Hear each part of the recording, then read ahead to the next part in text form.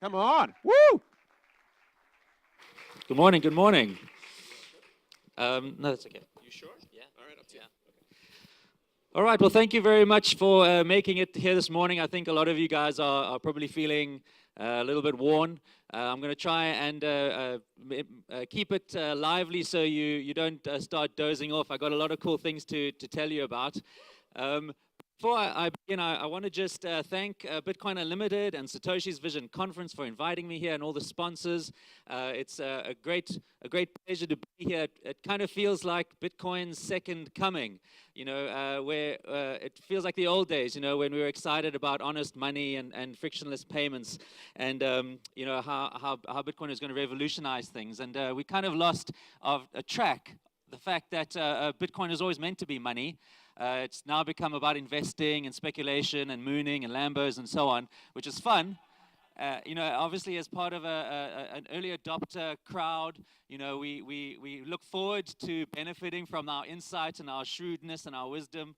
So we shouldn't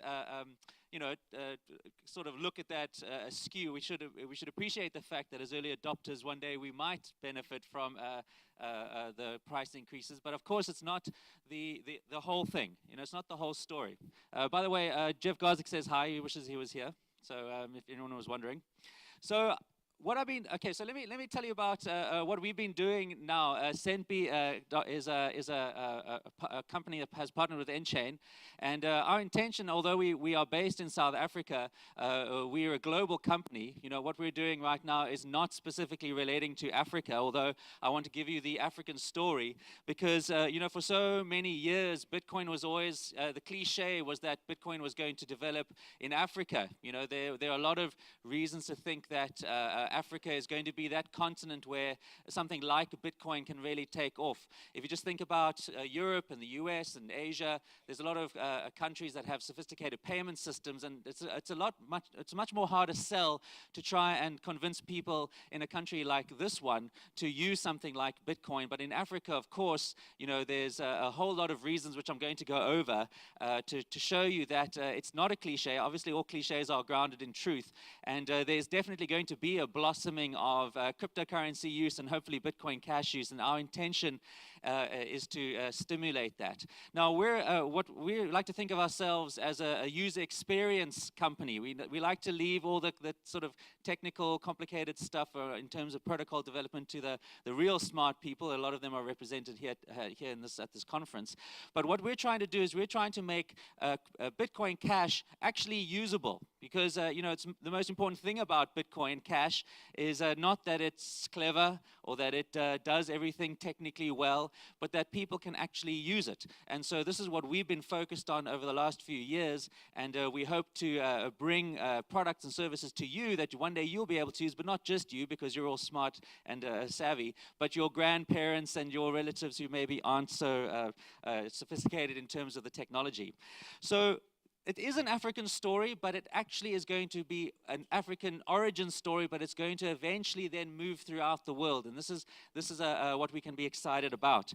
Now, what's really cool is that Africans really love cryptocurrency. They really love Bitcoin Cash. In fact, if you to go look at Google Trends right now, you're going to see that when you look for the term Bitcoin, that South Africa is the #1, and it's consistently the #1 country that is interested in Bitcoin. And I know that there's even a lot of South Africans here today, so well done for coming here. But also in Africa, it's a very young country. Over 40% of Africans are under the age of 15. And it's a continent where by 2020, which is only in 2 years' time now, there's going to be 1.2 billion people, and that is growing. So there's a lot of young people who are very excited about the future, who are all wired into this new era of digital mobile devices and so on. And also, obviously, there's this whole notion of leapfrogging. I'm sure you've heard of it, where technologies that are entrenched in countries like this one get skipped over for the new technologies. So this is why Africa is absolutely, without a doubt. And I was born in Zimbabwe and I grew up in South Africa, and I can assure you that it's going to be a tremendous continent in terms of growth. And if you are thinking about Africa, if you have businesses or if you are somehow involved in cryptocurrency and the spread of cryptocurrency, even if you, from a technical point of view, marketing point of view, or whatever, Africa is a continent that you will get a lot of joy out of by being there. As a cryptocurrency company myself, or a Bitcoin Cash company, we are very excited about the potential that Africa has for this because of this leapfrogging thing. Now, what's very exciting as well, is that if you think about Africans today, it's not that they have a mobile-first approach. They have a mobile-only approach. A lot of Africans are getting into this digital space through the mobile device. And in fact, Africa is the second largest continent, the second largest market for mobile adoption. So they are already getting into devices, and it's not just feature phones. With the rise of cheaper smartphone devices, cheap smartphones are flooding into Africa, and people are getting into using this technology. And also mobile money. We have this, the World Bank says that 80% of Africans are unbanked. And we can see now that with mobile money, which is not a bank account, it's a money that is attached to your mobile device, there are more mobile money account holders now in Africa than there are bank account holders. So this is something that Africans are very used to, this idea of money that is not connected to a bank, that you don't use a card to access, you don't have an account, you don't use ATMs, you actually have money on your mobile phone. So for these reasons, you can see how it's going to be a very easy sell to try and get Africans into cryptocurrency and again, Bitcoin Cash, although we keep on having to use the term cryptocurrency because there seem to be so many there. And if you go to South Africa, you're going to see things like this everywhere. It's not just mobile money, it's apps that actually allow people to pay for things at restaurants and so on using QR codes. So again, another aspect of Bitcoin Cash right now is if you want to pay with something, the idea is that you go and scan a QR code. Well, this is what Africans are already used to. So trying to get them to move into something like a crypto, it's a very easy notion. But another thing that I want to really stress here now, the narrative around Bitcoin Cash has always been, and Bitcoin has always been, this idea that it sidesteps government. It moves around regulators, and they cannot control this and so on. And that's really not the narrative that we should be driving. Now, I'm a libertarian, of course, and I do think that free markets are the best sort of regulators. But, that's just not the reality of the world that we live in today. If you want to create a business, and I'm sure if some of you have a crypto business, you've probably had issues with banks who don't want to let you open accounts and so on. A lot of the volatility in the prices of currencies today is always really down to the fact that it exists in a regulatory gray zone. Whenever you hear stories about China banning cryptocurrency, then you see the prices dump. If a large retailer starts accepting cryptocurrency, then the price goes up. And the whole reason for that is because none of us are sure whether or not these things are going to be legal. And if we keep on pushing this idea that we don't care about regulation, then it's not going to lead us anywhere. The systems that exist are in place today, we need to work with those regulators. And I've spent the last few years consulting to governments, doing a lot of education, explaining to them that cryptocurrency is not something that is going to be anonymous and is going to drive money laundering and terrorist financing, but it is something that can be controlled, it can be regulated especially. So this is just something that I would like to emphasize here, that yes, of course, we are all crypto anarchists perhaps, but there's no way we're going to be successful in a Bitcoin Cash world if we think that we're going to be able to work around the regulators. We're going to have to be open with them, and we're going to have to try and educate them around these things. Also, what I have found as well now, since I've been involved in the space, is that Africa is actually a really great place in terms of how regulators think about Bitcoin. First of all, one of the most important things is that they don't really have the sort of skills or the capacity to be able to enforce the regulations around using Bitcoin Cash. But what they have started to realize, and especially if you are now trying to emphasize this idea that Bitcoin isn't something that is going to be this dark market tool forever, but can be legitimized in real businesses, is that they're starting to think of it as a financial inclusion tool. Now, I said that a lot of Africans are unbanked at this time, and governments, at the end of the day, are there to serve the people. I know that they have their agendas. It seems that they are sort of against the will of the people.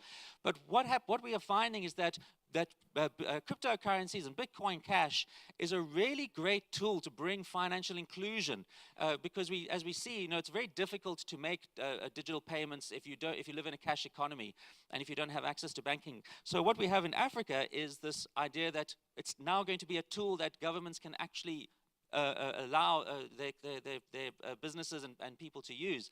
And that's a really great angle to think about. If you think about how can we now allow regulators to let us do what we want to do. Also, of course, it's going to be always difficult to regulate the protocol. It's not possible. And I think if you work with regulators, a lot of the time you'll say, listen, Bitcoin can't be stopped. It can't be controlled.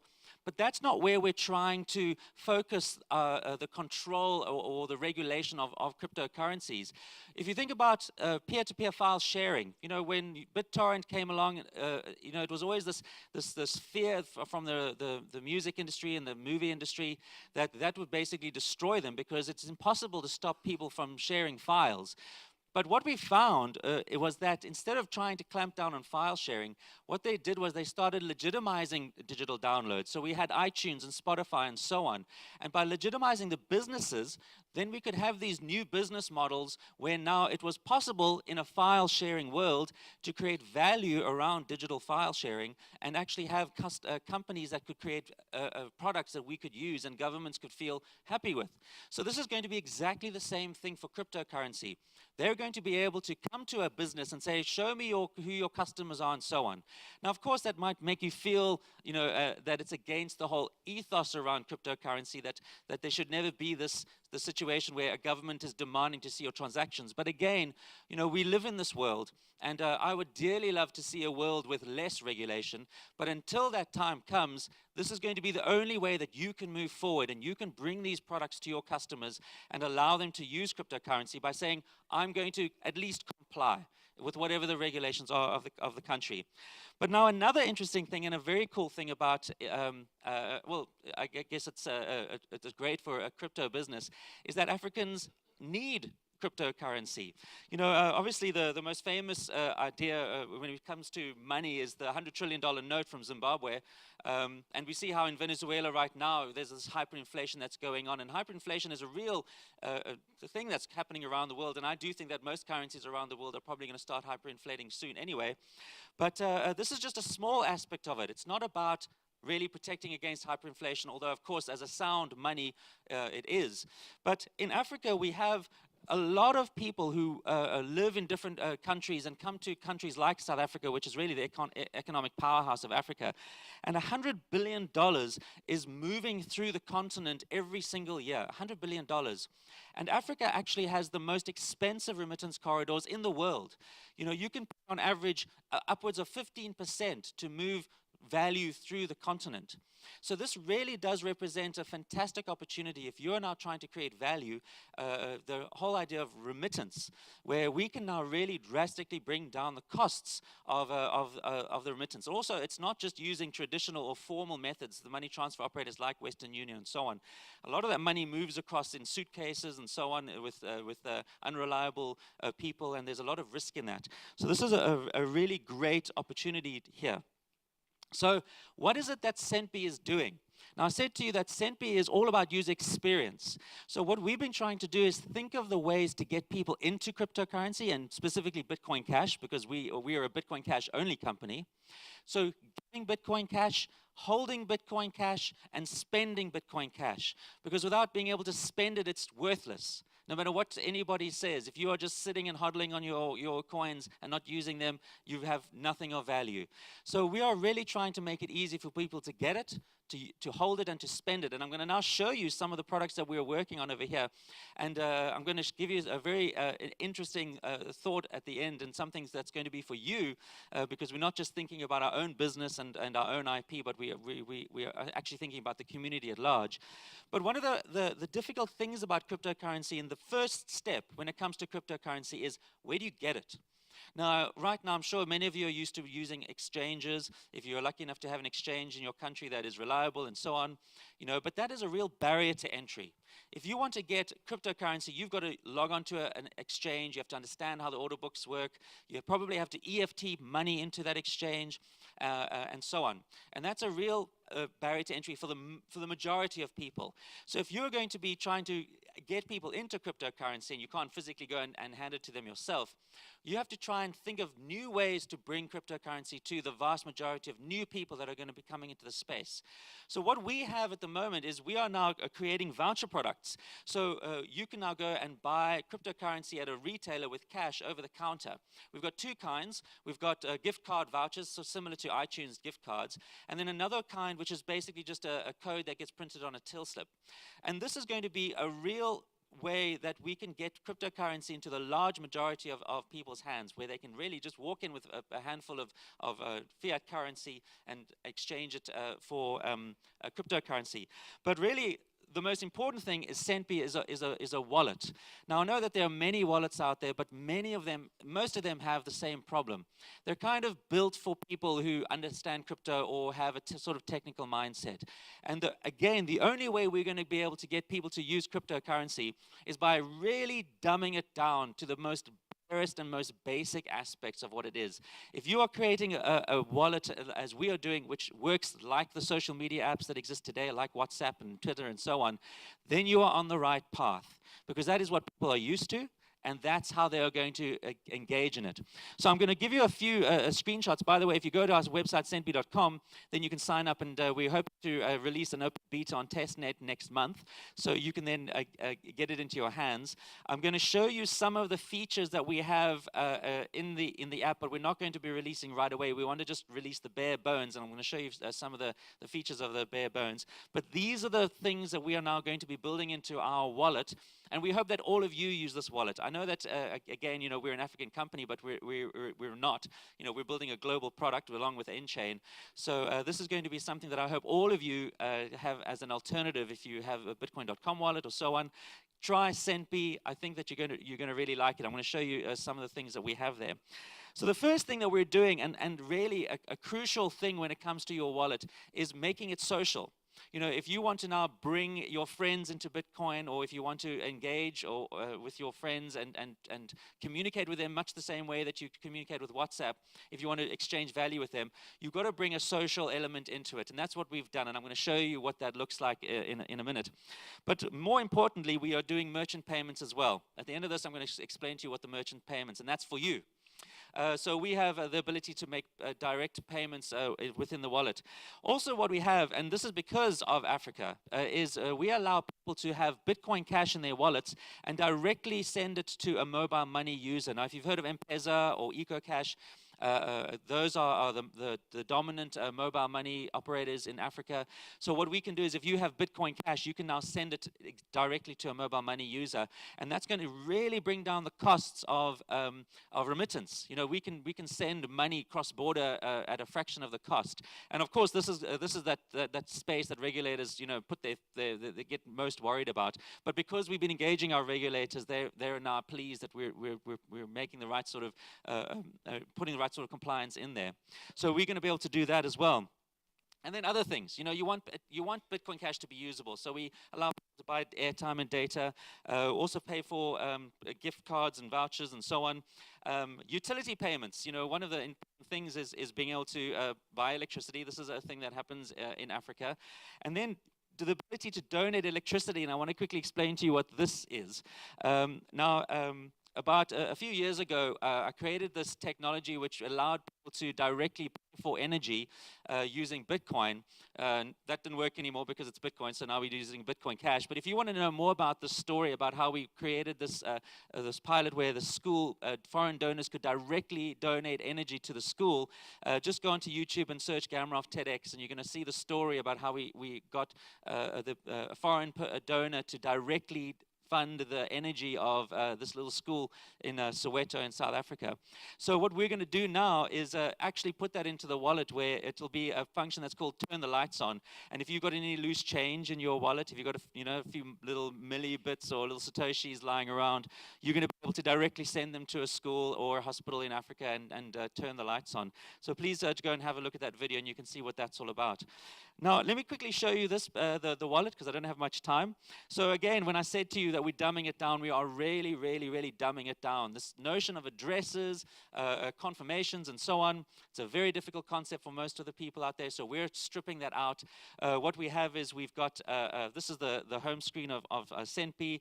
We've got some basic functionality, but most importantly, this is our contacts page. So what happens when you sign up on Centbee, there's no registration, by the way, there's no email address or anything you have to put in there.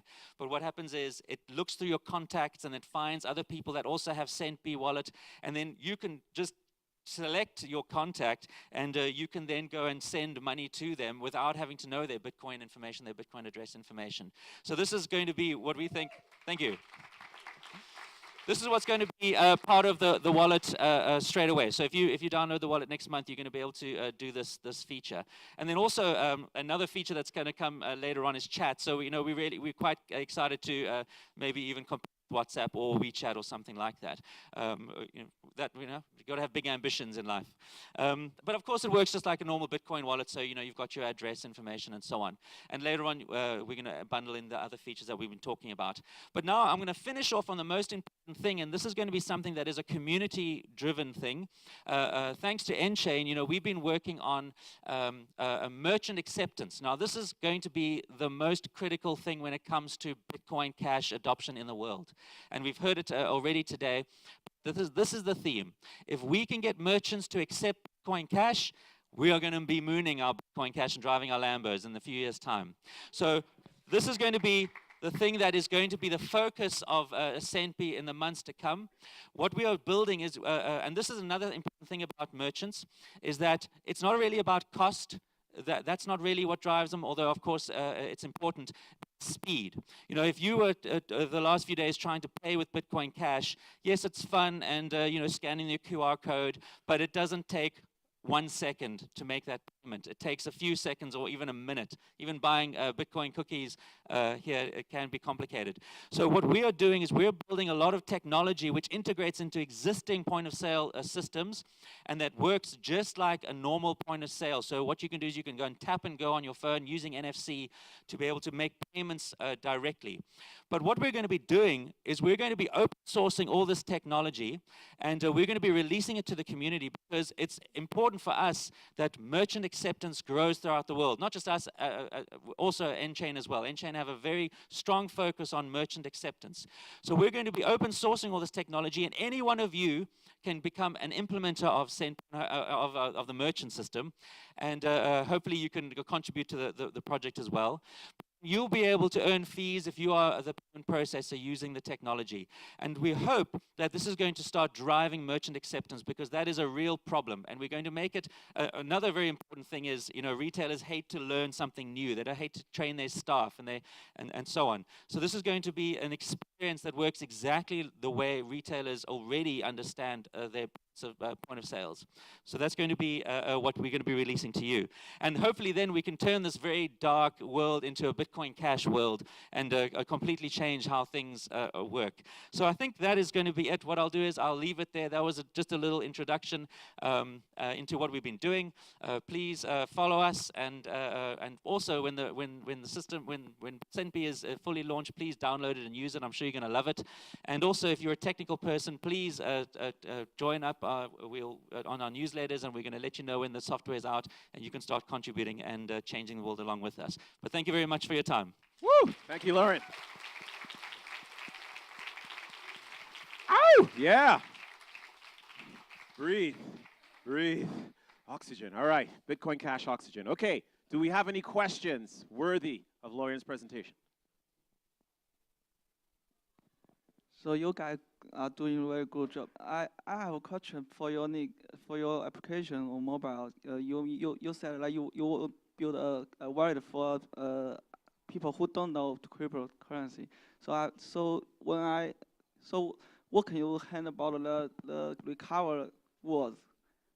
If they lost all their phone, can they back on their money? So what we do is it's a light client. So you back up you have a mnemonic phrase. It's a 12-word phrase that you. So people still write the phrase. Yes, exactly. We don't keep Bitcoin for anybody else.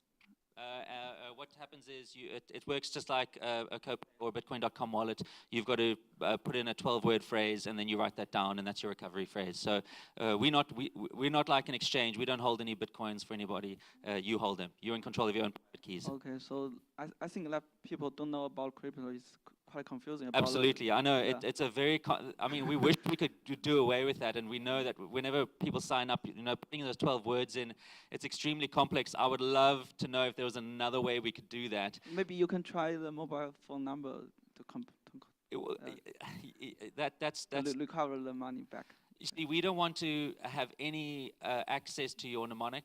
So, if it was just a mobile number, then we would have to have some kind of control over that, and then we'd be custodians. So we definitely don't want that. It's an ongoing problem. The mnemonic really is the only way that we can see right now that's the easiest. But we hope that in the months and years to come, people will figure that out. Okay. Thank you. All right. Thank you. We have a question to the front.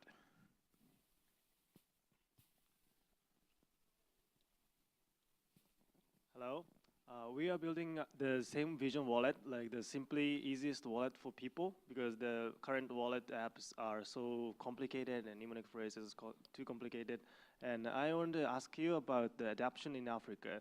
The internet connection is not for everybody in Africa, and people are buying data every day, but internet connection is necessary for Bitcoin wallet app.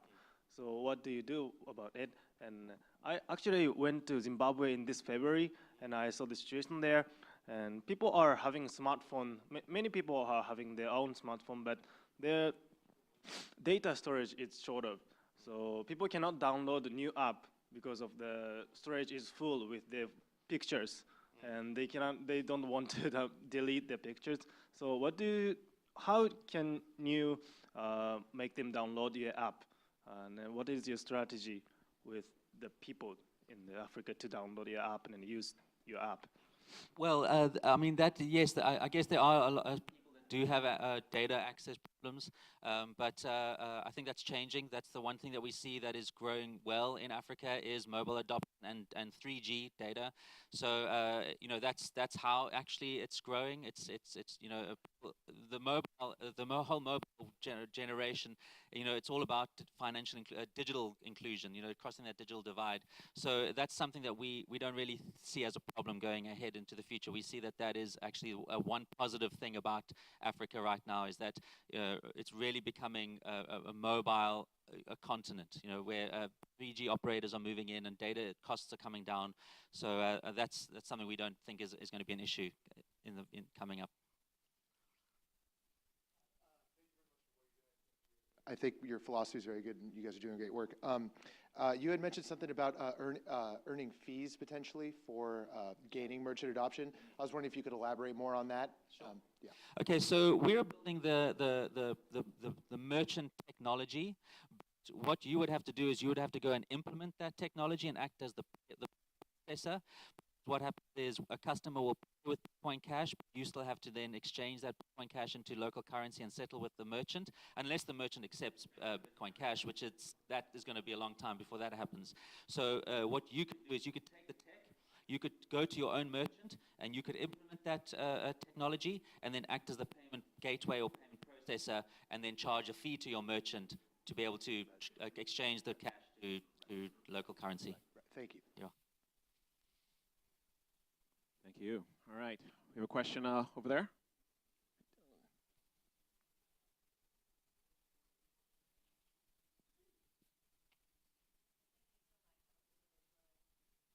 You just got to talk into it, yeah. There we go. Thank you so much. That was really thrilling. You mentioned that there's a fast uptake of smartphones across Africa, but I'm really curious about your exploration into using feature phones as well. Yeah. We do have a feature phone, a USSD remittance product where somebody can buy a voucher, cash voucher, and then using USSD directly send that to a mobile money recipient on the other side. So we are thinking about feature phones. We like smartphones, obviously, because it's richer and more interesting, but absolutely the feature phone opportunity is there, and we've seen how with Cointext, you know, how that's becoming interesting. So absolutely, we're definitely thinking about it. You know, it's hard to provide a richer full experience just by using USSD or text.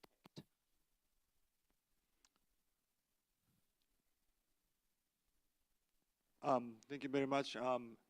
If I wanted to help you to promote this product, like in Japan or something, what can I do?